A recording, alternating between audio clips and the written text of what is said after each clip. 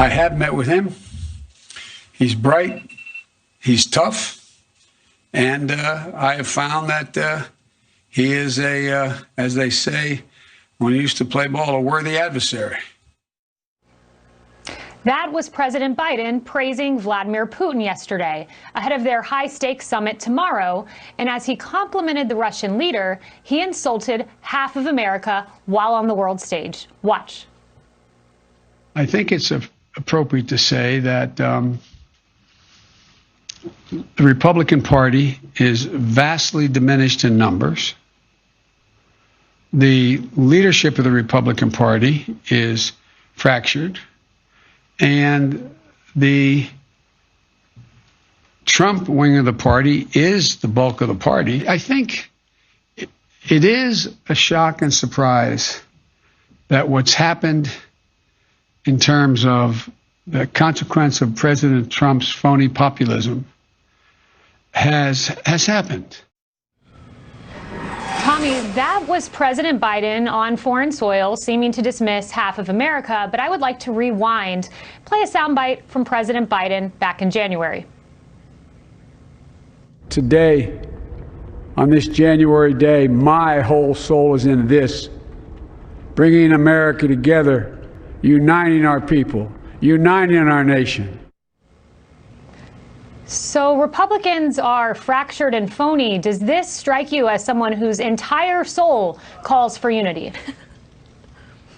Yeah, it's the party of unity, as so we're told. But listen, I hate to burst Sleepy Joe Biden's bubble here, but the party is not fractured. Yes, the bulk of the party, we are still Trump supporters. We're 75 million plus strong. And guess what, Joe? We're not going anywhere. They can bring up January 6th every day if they want for the next year, next 2 years, next 3 years. It doesn't diminish the fact that we have America First conservatives in this country, 75 million plus strong. We see what this America Last agenda is doing to our country. The world sees what an America Last agenda is doing to our country. Our enemies are salivating over it. They love the fact that our president is clearly unstable, clearly unwell. You can tell from his performance and his fumbles. That's not me saying that because I want him to be that way. Trust me, I wish that he was strong, even if he is a Democrat.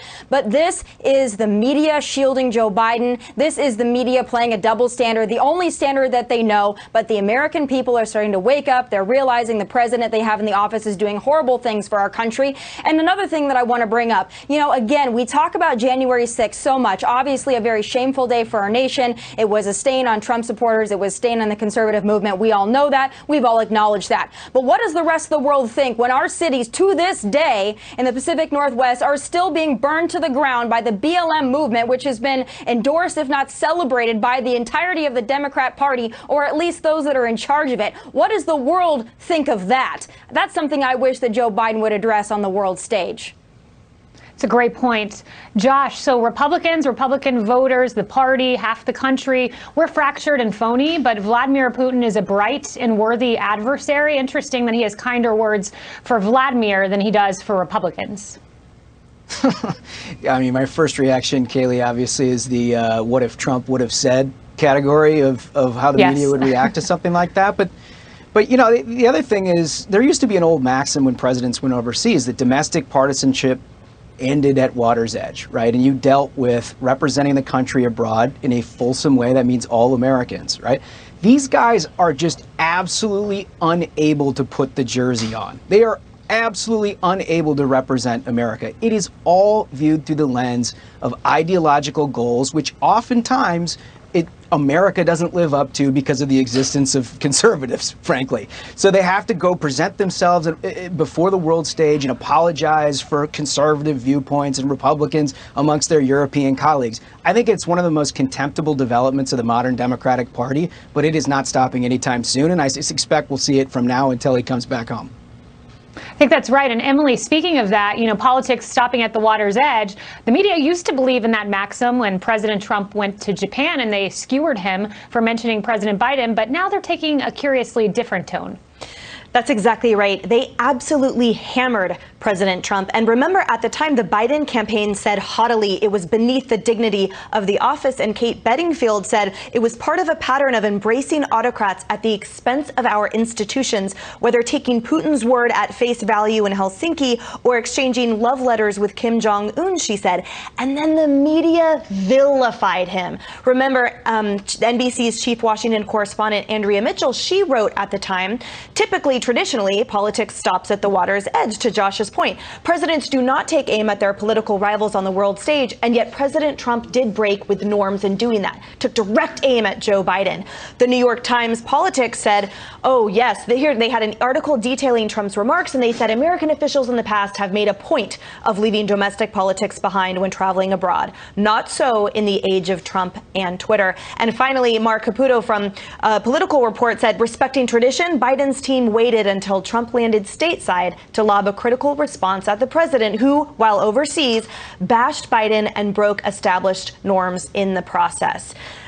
None of the reporters who criticized Trump, by the way, have yet spoken out on Biden's breaking this political tradition or doing an about-face on his prior throne inside his glass house. To Josh's point, it's complete hypocrisy, but what else do we expect? Complete and total double standard. Surprise, surprise. Julie, there was also some evolution in the way President Biden spoke about Putin. He once called him a killer. He kind of walked that back, laughed at it, and now he went from killer to worthy adversary. Your thoughts? I feel like this is a bad Tinder date. You know, I mean, I'm not single, but I hear that that's like the thing these days, especially with the pandemic, you go online. But you already know who your date is. Your date is a murderer. He himself called him a killer. Now he's calling him bright, tough, and worthy adversary. But here's my favorite part. This is cute. He says his MO with Putin is verify first, then trust, which I agree on a Tinder date. That's a good idea. But when you know that your future date or your love interest is a murderer, I would imagine that the trust factor is out the window. No need to verify because the history is there. We all know. I mean, Vladimir Putin is no angel. And it's fascinating to me because if the former president, had mentioned any of things about him or Kim Jong-un, for example, he would have been slaughtered in the press. But instead, we're praising him because he's coming together with these G7 world leaders and unifying the world, but at the same time trashing his own country, so to speak. Julie, I love your commentary. A bad Tinder date. I think I've never been on ends one, our segment. although in my single years, I was on Kiss.com, but that's a whole nother story. Yeah. Oh, I can't wait to hear more about that. I'll tell you later. Maybe we'll have to hear about that later on. Sure, we'll keep it for the G block. Yes, G block, the hot G block. Just ahead, new video showing a frightening scene caught on camera. People running for their lives after a drive-by shooting in Atlanta's wealthy Buckhead neighborhood. But the officer on scene could only sit and watch. The Atlanta Police Department changed its rules last year after several high-speed chases led to crashes that killed innocent drivers. And now cops cannot begin a chase unless they believe the suspect has committed a, quote, forcible felony. But the general spike in crime has many in Buckhead demanding their own police force or even calling to secede from Atlanta. Watch. We are living in a war zone, an incredibly dangerous spike in crime, and a complete vacuum of leadership. The police in Atlanta are great policemen and women. They just want to do their job, and they're not being allowed to do that. In the latest incident, a 41-year-old father of 3 was shot while taking a walk near his home. Listen to the harrowing 911 call. Help! Help! Hello, caller. 1211 West Wesley. Is this a house department or a place of business? I'm on the street, 1211 West Wesley. I got shot. Is the assailant still nearby? No, I don't know. He drove away. Okay. And is there any serious bleeding? Yes, I'm bleeding. I've been shot. Josh, this is appalling. And just for viewers, forcible felonies include things like murder and manslaughter and armed robbery and kidnapping, apparently not drive-by shootings. And additionally, before police officers can engage in a pursuit, they can have no more than 3 officers, no more than 3 cars, and they need supervisors' approval. That's like going to war and asking the president to approve before you can shoot back. It is absolutely ridiculous. No wonder Buckhead wants to secede. Yeah, no kidding. I'm also a little taken aback by the dispatcher asking him if he was bleeding after being shot. But let's set that aside for a minute.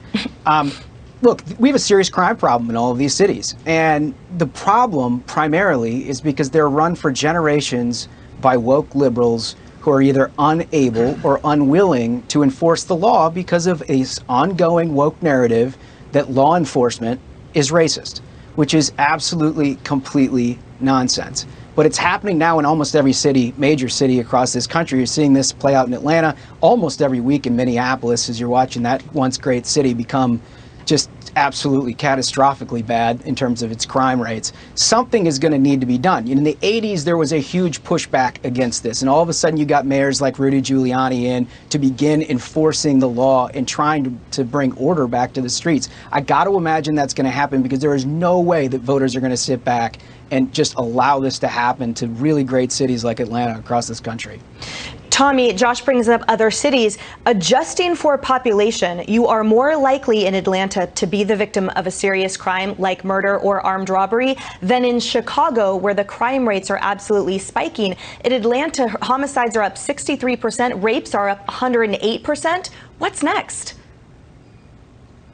Listen, the country is turning into Gotham before our very eyes, and we have the Democrats, the BLM movement, the Defund the Police movement, the Antifa movement to blame for that, and the popularization of those movements to blame for that. But what you're seeing not only is defund the police, but you're also seeing, like I talk about every day, this culture of lawlessness where certain individuals feel like they've been given a pass, where resisting arrest has now been turned into some kind of a quasi-martyrdom. And you're seeing people on the street. Also mix that with the fact that places are reopening, people are starting to go out more. You've got people receiving unemployment and stimulus checks. You've got the perfect storm of lawlessness. And then you don't just couple that with the defund the police movement, but you couple that with what's going on in many of our cities and states, which is what they call criminal justice reform. But that's also cashless bail. That's crime realignment. That's misdemeanors that used to be felonies now being classified as misdemeanors. That's reduced prison sentencing. So you take all of that together and you, like I said, have this perfect storm, and communities, especially affluent communities, are going to start to feel it, whereas they might not have before. They might have been shielded from it. They might have been in areas that were untouched by what usually happens in urban centers, but it's going to come out into the suburbs. It's going to creep its way into every city in this country, big and small, because that's what happens on the national level when you popularize demonization of police and defund the police. This is what you get.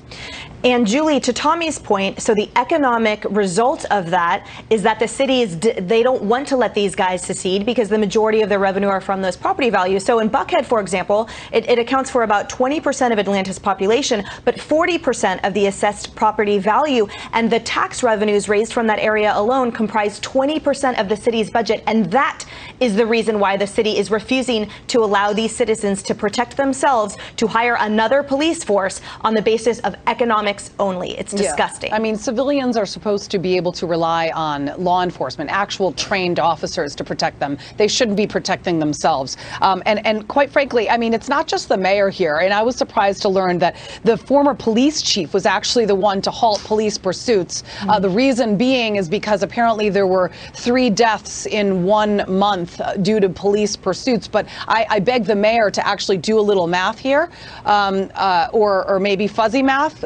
You remember former President Bush used to use that term? It seems that a lot of the Democrats in this country need to look at the numbers and take a look at the rise in shooting deaths, and don't blame it on gun control. Blame it on the fact that the asylums are running the place. I mean, basically all of these criminals are being empowered by police who are being depowered. Is that even a word?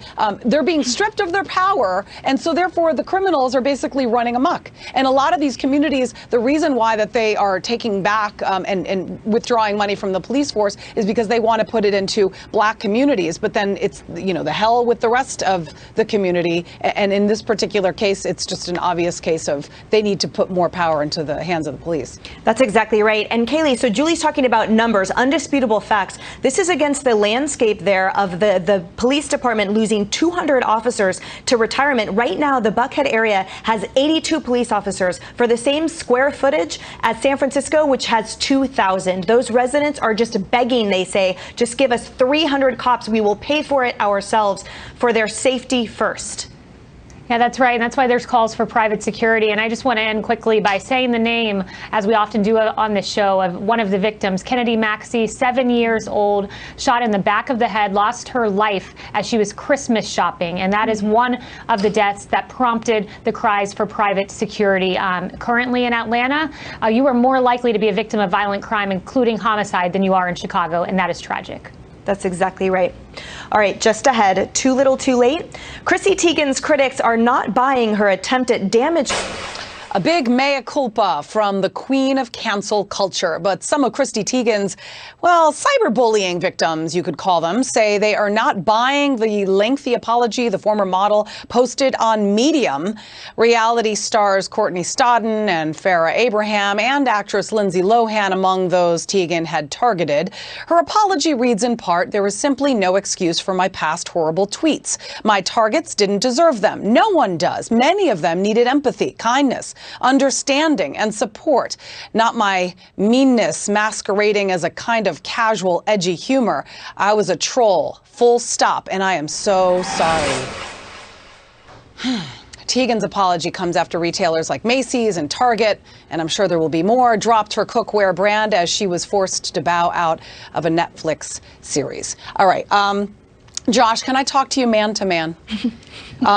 Let's do it. All right. So Chrissy Teigen, I'm going to play mean girl for a second. She's not that hot. I mean, honestly, she's really not. I mean, if she went to, you know, my good friend who's a great plastic surgeon, he'd say, slow down on the fillers. I mean, she was cuter when she was younger, but weren't we all? But I just don't understand. Like, you can't excuse that. And I do not believe in cancel culture. I do not support it whatsoever. But I mean, she wanted, let's see, Michael Costello, you might as well be dead. She says, you know, he wrote, "Can I call you?" And Chrissy wrote, "No, I do not have anything to say. You will get what's coming to you." Her career is dead. And I don't think there's anything or anyone that can resurrect it. Not even a good plastic surgeon. Wow. What say you? Let me see where I can pick up on that. Look, usually I'm all out of hecks and darns to give about pseudo-celebrities like Chrissy Teigen. Basically, I don't even really know why we should know her name. But I've kind of become a connoisseur of one thing in these sort of celebrity rehab things, and it's how they rehab themselves. If you listen to what they say, you know, they're very well packaged PR campaigns to try to gain public favor and excuse them for whatever indiscretions they have. Hers was like, she went to therapy, right? I mean, look, I don't know where the jerk store is, but I'm glad to know it exists. I'm glad that she's a consumer of it. I listened to like Jeff Toobin on CNN talk about going to the meal kitchen, right? That was supposed to somehow excuse him of all his various indiscretions. If you watch just for how they apologize, it makes all of these stories very entertaining. Tommy, I mean, first of all, she led the charge on cancel culture, which is just priceless. I mean, the irony here is beyond despicable. And so now she wants to be forgiven for her heinous comments. And it's not just one or two. I mean, we're talking, you know, pushing people towards suicide, multiple people. And now she expects to be forgiven. It's just, it's such a double standard. It's sick. We knew that cancel culture would eventually come for those who champion and cheerlead cancel culture. It's only a matter of time. But what's interesting to me is not that Chrissy has said all these disgusting things. Some of them she said in private messages, but others she has said on Twitter right before our very eyes. Right. She has done this, and she's been applauded by many in entertainment and on the left for her tweets. In fact, I used to watch her often on Watch What Happens Live on Bravo, and Andy Cohen would applaud her for her tweets, saying she was the queen of Twitter, and she's so funny, she's such a troll. So this played out in front of everyone's very eyes, and then those on the left and those in entertainment, they thought that she was funny, they thought that she was edgy, and now all of a sudden people are coming out saying, yeah, you know, she really ruined my life. And now all of a sudden there's outrage. Now all of a sudden Target and all these other places are pulling her endorsement deals or pulling her cookware line. This has been happening in front of our very eyes. It just goes to show that people don't really have a problem with it until the mob piles on. That's a problem with cancel culture, but in this instance, she was doing disgusting things. things, she deserved to be called out on it a long time ago and not celebrated by the very people that champion equality on TV every single day. Emily, I have to say that I loved when she muted herself for a month, but why does she get the chance and the opportunity to actually come back? I mean, people have been banned from Twitter for doing other things. I don't need to name names. I mean, she wished death upon people and actually drove people to want to kill themselves. Is that not enough to ban you from social media? I mean, if you're a Democrat. You would think, but unfortunately the hypocrisy is alive and well there too. But you guys, so yes, the tweets are absolutely horrible, and people were led to suicidal ideation, but she also destroyed careers. That's what was so mind-boggling to me. This is like Harvey Weinstein chilling in the amount of actual traceable jobs that would get booked, and then she and as the allegations go, her cohort Monica Rose would come in there. People would get booked for jobs, and then all of a sudden they would get absolutely ghosted year after year after year. And then mutual friends, going back to Michael Costello, mutual friends would let him know, look, I'm sorry, bro, but essentially she has much more power than you do. They're threatening me. I can't work with you. This person's life was absolutely ruined. And yet she just says, sorry, full stop. I'm a troll. Okay, bye. But I'm back on social media. No, thank you. You are absolutely revolting. And in my opinion, he should at a minimum sue and pursue this a lot further, because I'm sure there are receipts up and down for this deplorable behavior. Yeah, Kaylee, Costello says that it cost him his career, and I'm sure that there's several others to follow. So, I mean, I think she should cancel herself. Yeah, look, she apologizes for her, quote, casual, edgy humor, which included attacking a 9-year-old, telling Lindsay Lohan to add more slits to her wrist. How disgusting. Sending private direct messages, encouraging people to commit suicide. This is crazy. Look, I read her apology. I believe in redemption and forgiveness, but that does not come without accountability. And I'm glad we're seeing some accountability here. She hasn't even actually apologized to the people she insulted. So by putting it out on Twitter is just such a fake apology. I'm sorry that I got canceled. I'm sorry that all my endorsement deals have been dropped because of my stupidity. But how about going one-on-one if you actually gave a crap about these people and the lives that you damaged? But anyway, all right, we're going to move on. Caught on camera. And greetings from Switzerland. We are here in Geneva, where President Biden has arrived for tomorrow's summit with Vladimir Putin. What does Biden need to do, and how will Putin respond to it? We have all the angles covered for you today with Senator Rand Paul and General Jack Keane coming up. The Biden administration is looking to fundamentally reshape education under the heading of equity. Colorado Congressman Ken Buck is here to talk about that. And why would a North Korean defector in the United States say America is not the land of free speech? I'm John Roberts. Join Sandra Smith and me at the top of the hour for America Reports, live from Switzerland. Retailers like Walgreens have closed some of their stores in San Francisco as the city's crime and homelessness problem rages out of control. Cell phone video is now showing one shoplifter loading up a big bag of stuff at one Walgreens. Watch. You can see this reverse Santa cleaning out shelves, tossing the stolen items into that garbage bag, and then taking off even as a security guard basically just watches. Julie, this is absolutely insane, and it's happening every day. Yeah, I mean, first of all, that poor security guard, quite frankly, if I was the security guard, I would have yanked that bag a little harder. But, I mean, that's the whole problem. These security guards don't even have backups, and you can blame the Democratic leadership for that. The San Francisco mayor, London Breed, in 2020, actually announced a $120 million budget cut to both the police and the sheriff's department. So basically what you're giving, essentially, is the criminals, all the crooks, a 5-finger discount. You can go to any store you want and lift and leave, and nobody's going to come running after you. And that is the problem, once again, that we're seeing all over the country. We just talked about it in Atlanta, and here you go in San Francisco. This is a huge problem. I mean, and it's just going to continue because the police officers have absolutely no power, and obviously the security guard doesn't have backup. And Kaylee, this is the same city where the activist district attorney who was raised by Weather Underground founders was elected after not having prosecuted one day in his life. He blamed the cops for the spike in crime there. He literally said, quote, "It's because the police officers union wants to get away without doing their job." That is the landscape that San Francisco is in right now. Yeah, it's egregious. Look, in the New York Times, a man who had just moved to San Francisco wrote about this. He said he went to Walgreens, saw a man pick up beef jerky, and the employee just shrugged. And then he went next door to Safeway, and the same day saw a man sticking bottles of wine in a bag. And he asked the clerk there, do you not have to pay for things here in the city? And it appears you don't. I mean, Walgreens said that their crime rate of theft is 4 times higher in San Francisco. And a CVS executive said, hey, we're telling employees just not to engage because it's too dangerous for them. And indeed, it is dangerous. But there you have it. This is Nancy Pelosi's district. And Tommy, we actually just now have a comment from Tony Montoya, the president there of the police union in San Francisco. He says this brazen criminal behavior is endured every single day by San Franciscans. It is the direct result of District Attorney Chisa Boudin and his enablers' criminals first agenda. Shuttered stores, hundreds of lost jobs, and neighborhoods ravaged by crime is the new normal, as well as blaming society for the dangerous behavior of thieves, killers, and thugs. Chisa Boudin has made it clear you are more likely to get a stern talking to than a cell when it comes to most crimes committed in our city, and the criminals know it. They are taking advantage of it, and we are all suffering because of it.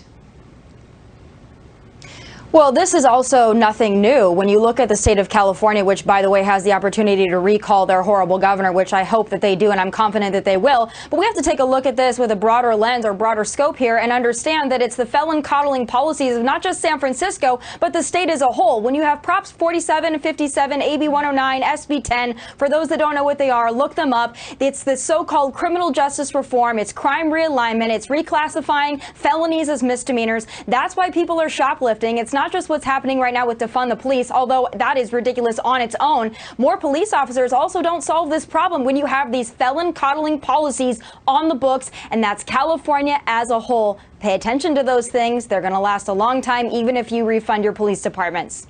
And as a Californian, it honestly breaks my heart. All right, just ahead. The girl. And we are here in Geneva, where President Biden has arrived for tomorrow's summit with Vladimir Putin. What does Biden need to do, and how will Putin respond to it? We have all the angles covered for you today, with Senator Rand Paul and General Jack Keane coming up. The Biden administration is looking to fundamentally reshape education under the heading of equity. Colorado Congressman Ken Buck is here to talk about that. And why would a North Korean defector in the United States say America is not the land of free speech? I'm John Roberts. Join Sandra Smith and me at the top of the hour for America Reports, live from Switzerland.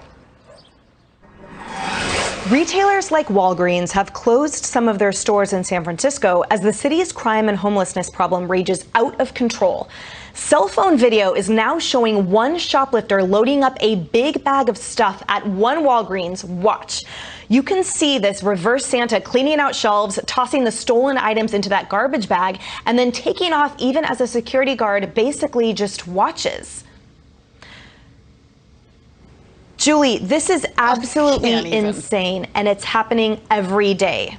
Yeah, I mean, first of all, that poor security guard, quite frankly, if I was the security guard, I would have yanked that bag a little harder. But I mean, that's the whole problem. These security guards don't even have backups, and you can blame the Democratic leadership for that. The San Francisco mayor, London Breed, in 2020 actually announced a $120 million budget cut to both the police and the sheriff's department. So basically what you're giving essentially is the criminals, all the crooks, a 5-finger discount. You can go to any store you want and lift and leave, and nobody's going to come running after you. And that is the problem, once again, that we're seeing all over the country. We just talked about it in Atlanta, and here you go in San Francisco. This is a huge problem. I mean, and it's just going to continue because the police officers have absolutely no power. And obviously the security guard doesn't have backup. And Kaylee, this is the same city where the activist district attorney who was raised by Weather Underground founders was elected after not having prosecuted one day in his life. He blamed the cops for the spike in crime there. He literally said, quote, "It's because the police officers union wants to get away without doing their job." That is the landscape that San Francisco is in right now. Yeah, it's egregious. Look, in the New York Times, a man who had just moved to San Francisco wrote about this. He said he went to Walgreens, saw a man pick up beef jerky, and the employee just shrugged. And then he went next door to Safeway, and the same day saw a man sticking bottles of wine in a bag. And he asked the clerk there, do you not have to pay for things here in the city? And it appears you don't. I mean, Walgreens said that their crime rate of theft is 4 times higher in San Francisco. And a CVS executive said, hey, we're telling employees just not to engage because it's too dangerous for them. And indeed, it is dangerous. But there you have it. This is Nancy Pelosi's district. And Tommy, we actually just now have a comment from Tony Montoya, the president there of the police union in San Francisco. He says this brazen criminal behavior is endured every single day by San Franciscans. It is the direct result of District Attorney Chisa Boudin and his enablers' criminals first agenda. Shuttered stores, hundreds of lost jobs, and neighborhoods ravaged by crime is the new normal, as well as blaming society for the dangerous behavior of thieves, killers, and thugs. Chisa Boudin has made it clear you are more likely to get a stern talking to than a cell when it comes to most crimes committed in our city, and the criminals know it. They are taking advantage of it, and we are all suffering because of it. Well, this is also nothing new. When you look at the state of California, which, by the way, has the opportunity to recall their horrible governor, which I hope that they do, and I'm confident that they will. But we have to take a look at this with a broader lens or broader scope here and understand that it's the felon coddling policies of not just San Francisco, but the state as a whole. When you have Props 47, 57, AB 109, SB 10, for those that don't know what they are, look them up. It's the so-called criminal justice reform. It's crime realignment. It's reclassifying felonies as misdemeanors. That's why people are shoplifting. It's not just what's happening right now with defund the police, although that is ridiculous on its own. More police officers also don't solve this problem when you have these felon coddling policies on the books, and that's California as a whole. Pay attention to those things. They're going to last a long time, even if you refund your police departments. And as a Californian, it honestly breaks my heart. All right, just ahead. The Girl Scouts have an unusual problem